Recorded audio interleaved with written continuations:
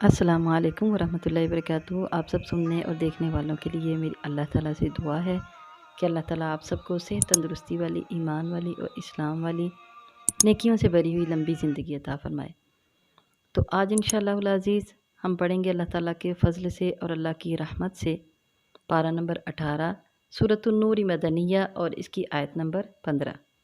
پہلے ہم اس کا لفظ بہ لفظ ترجمہ کریں گے اور پھر اس کے بعد ہم انشاءاللہ العزیز اس کی تفسیر کریں گے۔ اعوذ باللہ من الشیطان الرجیم،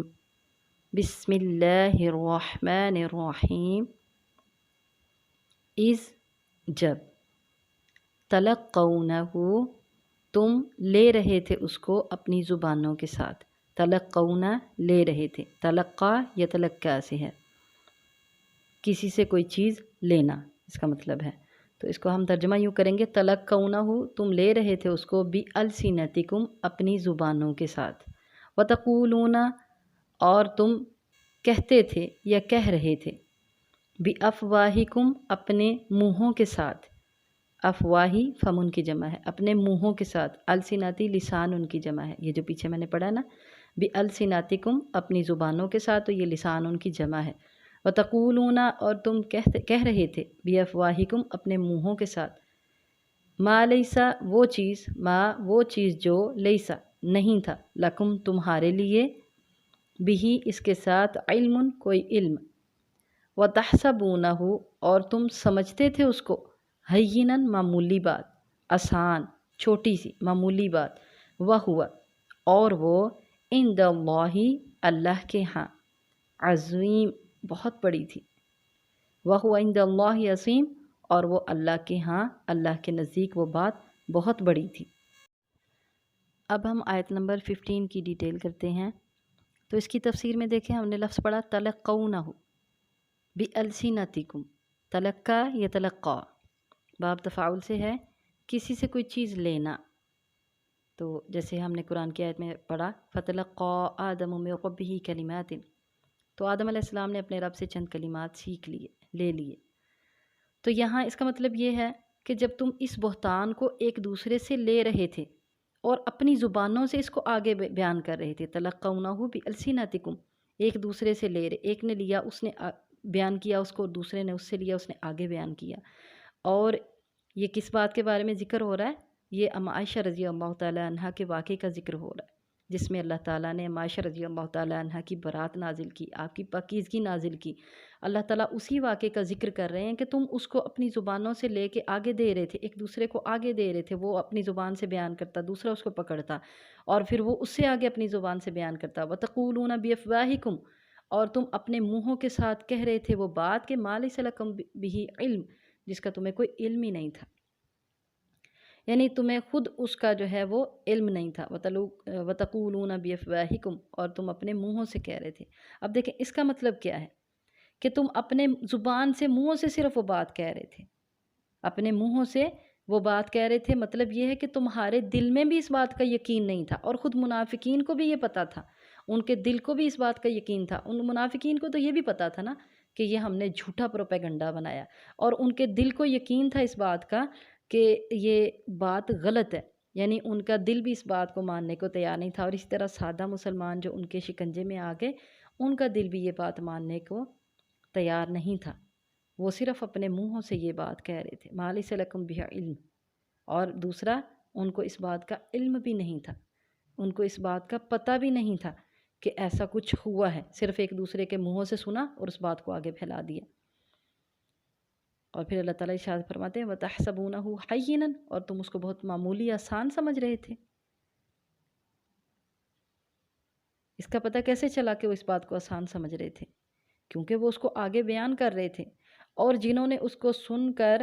خاموشی اختیار کی، وہ بھی اس میں جو ہے نا وہ اس کو معمولی سمجھ کر انہوں نے خاموشی اختیار کی۔ اگر وہ اس کو معمولی نہ سمجھتے تو وہ اس پہ خاموشی اختیار نہ کرتے، بلکہ وہ اس کا ڈٹ کر انکار کرتے کہ ہاں یہ غلط ہے۔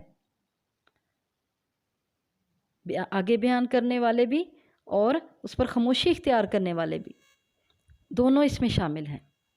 کہ آگے بیان کرنے والے تو بیان کرتے رہے، وہ اس کو معمولی سمجھتے رہے کہ یہ تو کوئی بات ہی نہیں ہے، کسی کے کردار کے اوپر تہمت لگانا، اور خاموشی اختیار کرنے والے بھی اس کو معمولی سمجھ کے خاموشی اختیار کرتے رہے۔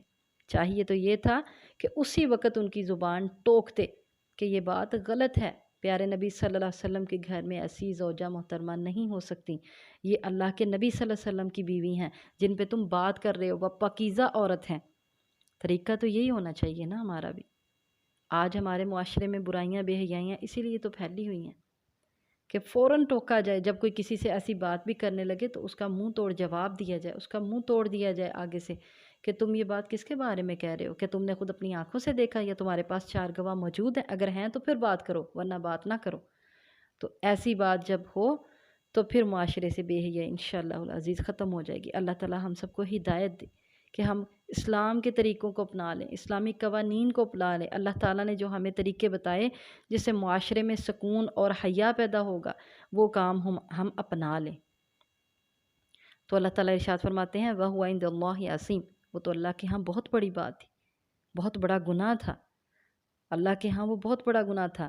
اور گناہ تو اللہ کے ہاں یہ بھی بہت بڑا ہے کہ کسی عام پاک دامنہ عورت یا پاک دامن مرد پر تہمت لگائی جائے، اور وہ تو پھر نبی کریم صلی اللہ علیہ وسلم کی زوجہ محترمہ تھی۔ یہ بات تو میں نے پہلے بھی کہی کہ اللہ تعالیٰ اپنے نبی سے محبت کرتے ہیں، وہ اللہ کے محبوب کی بیوی تھیں، وہ اللہ کے محبوب کی زوجہ محترمہ تھیں۔ تو نبی کریم صلی اللہ علیہ وسلم نے 1 مہینہ پریشانی میں گزارا۔ جب آپ صلی اللہ علیہ وسلم اس پریشانی میں اور اذیت میں تھے کہ میری زوجہ محترمہ پر یہ تہمت لگائی جا رہی ہے اور میں حقیقت کو نہیں جانتا، اور 1 پورا مہینہ پیارے نبی صلی اللہ علیہ وسلم کو تکلیف دی، اللہ تعالیٰ اس بات کو کیا پسند کریں گے؟ تو یہ اللہ کے ہاں بہت بڑی بات ہے۔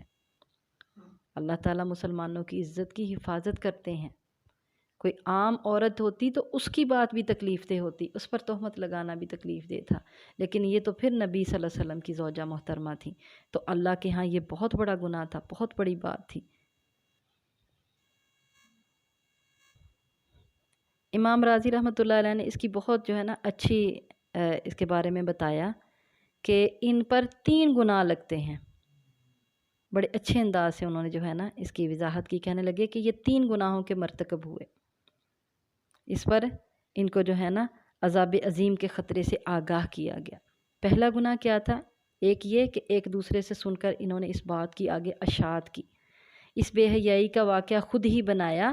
اور بنانے والے نے اس کو آگے پھیلایا، اور پھیلانے والے اس کو پھیلاتے گئے، سنتے گئے اور پھیلاتے گئے، جو کہ کیا ہے؟ برائی کی اشاعت ہے۔ پہلے بھی میں نے بتایا کہ ایسی باتیں بھی کرنے کی اسلام میں اجازت نہیں ہے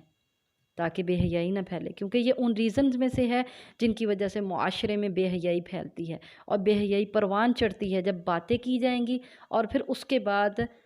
جو ہے نا وہ جب گناہ کی باتیں کی جائیں گی اور اس طرح کی بے حیائی کی باتیں کی جائیں گی، تو پھر ایسی بے حیائی کرنے کے لیے نفس انسان کو ابھارتا ہے کہ تم بھی یہ کرو۔ تو اللہ تعالیٰ نے اس کو بھی ناپسند کیا، اور آگے ہم انشاءاللہ پڑھیں گے کہ اس پر جو ہے لہم عذاب علیم، ان کے لیے دردناک عذاب ہے۔ تو اس وجہ سے پہلا ریزن کیا تھا کہ وہ یہ بہت بڑا گناہ ہے، اس کا پہلا ریزن یہ تھا کہ جو یہ گناہ کی بات کی اشاعت کر رہے تھے، یہ ان کا بہت بڑا گناہ ہے۔ دوسرا گناہ ان کا کیا تھا؟ وہ بات کرنا جس کا ان کے پاس علم ہی نہیں تھا، ان کو پتہ ہی نہیں تھا کہ ایسا ہوا ہے کچھ یا نہیں ہوا، بس دوسرے سے سنا اور اس کو آگے پھیلا دیا۔ اس بات کا ان کے پاس علم تھا ہی نہیں، صرف سنا اور اس بات کو آگے پھیلا دیا، کسی کے پاس مشاہدہ نہیں تھا، کسی نے آنکھوں سے دیکھا نہیں تھا۔ تو یہ ان کا دوسرا گناہ تھا۔ اس سے پتہ چلا کہ ہمیں وہی بات کرنی چاہیے جس کا علم ہو، یعنی ایسی بات کریں جس کے سچا ہونے کا علم ہو۔ اگر اس کے سچا ہونے کا علم نہیں ہے تو اس طرح بات بھی نہیں کرنی چاہیے، ایسی بات کرنا حرام ہے۔ اللہ تعالیٰ قرآن پاک میں ارشاد فرماتے ہیں وَلَا تَقْفُ مَا لَيْسَ لَكَ بِهِ علم، اور اس چیز کا پیچھا نہ کرو جس کا تجھے کوئی علم نہیں ہے۔ اور اسی طرح نبی کریم صلی اللہ علیہ وسلم نے بھی بڑی پیاری حدیث ارشاد فرمائی۔ آپ صلی اللہ علیہ وسلم نے ارشاد فرمایا آدمی کو جھوٹا ہونے کے لیے یہی کافی ہے کہ ہر وہ بات جو اس نے سنی اس کو آگے بیان کر دے، چاہے وہ سچی ہے چاہے وہ جھوٹی، بس اس نے سن لی تو اس نے آگے بیان کر دی، تو اس کے جھوٹا ہونے کے لیے اتنا ہی کافی ہے۔ تیسرا ان کا گناہ کیا تھا کہ وہ اسے معمولی سمجھ رہے تھے، اس بات کو بالکل معمولی سمجھ کے اس کو آگے پھیلا رہے تھے۔ یہ 3 گناہ ان کے بیان کیے ہیں کہ ان 3 گناہوں کی وجہ سے ان کے لیے عذاب ہے۔ اس بات سے یہ بھی پتہ چلتا ہے کہ اگر کوئی آدمی کسی گناہ کو معمولی سمجھے تو وہ اس کے معمولی سمجھنے سے معمولی نہیں ہوگا۔ ایک بندہ ایک گناہ کرے اور وہ کہے یہ تو چھوٹا سا ہے، کوئی بات نہیں، کیا پتہ وہ اللہ کے ہاں کتنا بڑا ہے۔ جب اللہ تعالیٰ ارشاد فرماتے ہیں تم اس بات کو معمولی سمجھ رہے تھے اور اللہ کے ہاں یہ بہت بڑی بات تھی۔ بعض اوقات ہم کسی نیکی کو صرف اس لیے چھوڑ دیتے ہیں کہ وہ تو چھوٹی سی نیکی ہے، اب پتہ نہیں اللہ کے ہاں اس کے کتنے درجات ہیں اور اللہ کو وہ کس قدر پسند ہے۔ اور اسی طرح بعض اوقات انسان کسی گناہ کا مرتکب ہوتا ہے، اس گناہ کو کر لیتا ہے اور وہ اس کو چھوٹا سمجھ کے کر لیتا ہے، لیکن اللہ جانتا ہے کہ اللہ کے ہاں وہ کتنا بڑا گناہ ہے۔ تو اللہ تعالیٰ سے دعا کریں کہ اللہ تعالیٰ ہمیں ایسے عمل کرنے کی توفیق دے جو نیک ہو اور اللہ کے ہاں بڑے درجات والے ہوں، اور کسی بھی چھوٹی سی نیکی کو بھی چھوٹی سمجھ کے رائیگاں مت کریں اور کسی بھی چھوٹے گناہ کو چھوٹا سمجھ کے نہ کریں، کیونکہ اللہ بہتر جانتا ہے کہ اللہ کے ہاں وہ گناہ کتنا بڑا ہے اور نیکی کتنی بڑی ہے۔ رسول اللہ صلی اللہ علیہ وسلم نے ارشاد فرمایا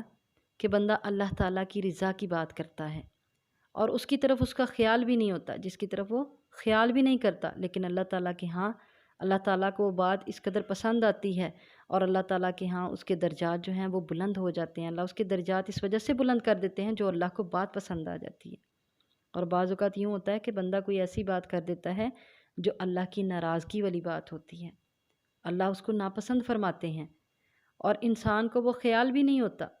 کہ یہ بات اللہ کو ناپسند ہوگی یا وہ اس کو معمولی سمجھتا ہے، تو اللہ تعالیٰ کے ہاں وہ بڑی ناپسندیدہ ہوتی ہے اور اللہ تعالیٰ اس کی وجہ سے اس کو جہنم میں پھینک دیتے ہیں، اس بات کی وجہ سے وہ جہنم میں گر جاتا ہے۔ تو اللہ تعالیٰ ہم سب کو ایسے عمل کرنے کی توفیق دے، ایسی بات کرنے کی توفیق دے کہ جو اللہ کو پسند آ جائے، اور ایسے عمل کرنے سے اللہ ہمیں بچا لے جو اللہ کو ناپسند ہو، ایسی باتوں سے اللہ ہمیں بچا لے۔